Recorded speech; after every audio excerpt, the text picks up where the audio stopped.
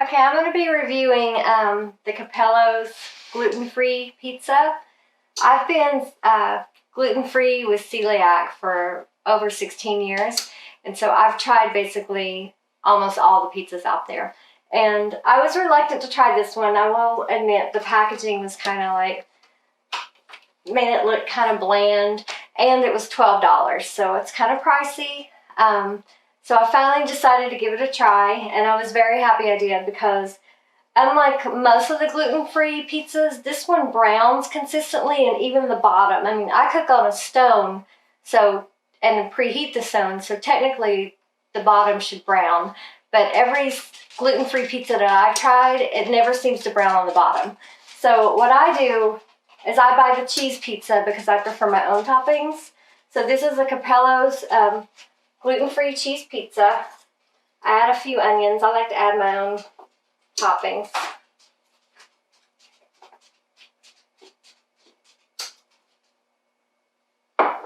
And I like ham and onion, so normally what I put on there.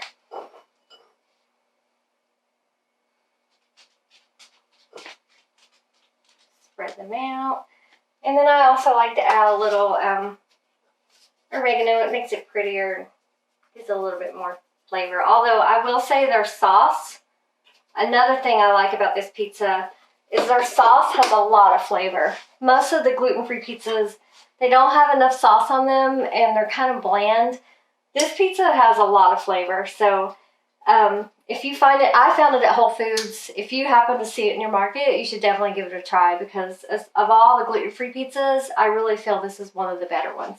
So we're going to pop this in the oven, preheat it at 425. You're supposed to cook it for about 11 to 15 minutes, so we'll check it about 11 minutes and see how it goes.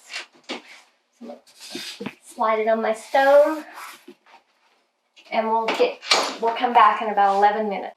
Okay, so it's been around 11 or 12 minutes. You can see it's perfectly browned. We're going to get it off the stone here. Try not to burn myself.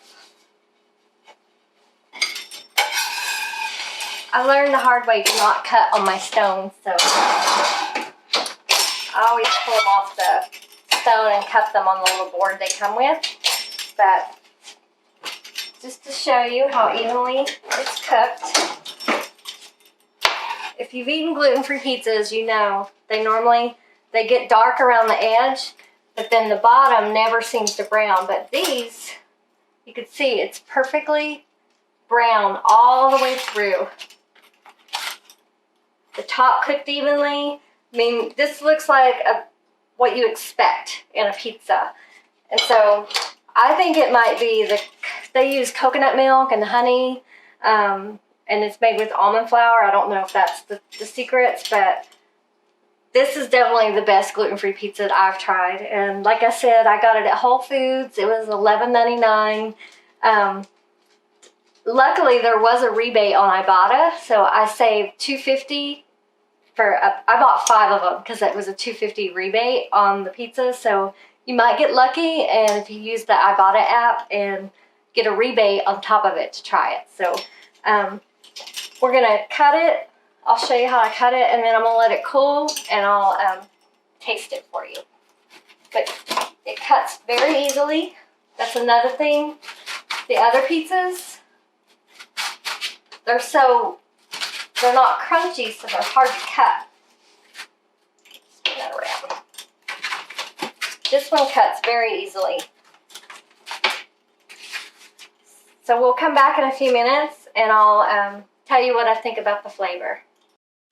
Okay, so I've let it cool. Of course, you saw me already cutting it, so I'm gonna give it even though I know it tastes great, I'm gonna give it a taste test on camera.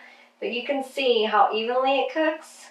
I mean, it cooks perfectly.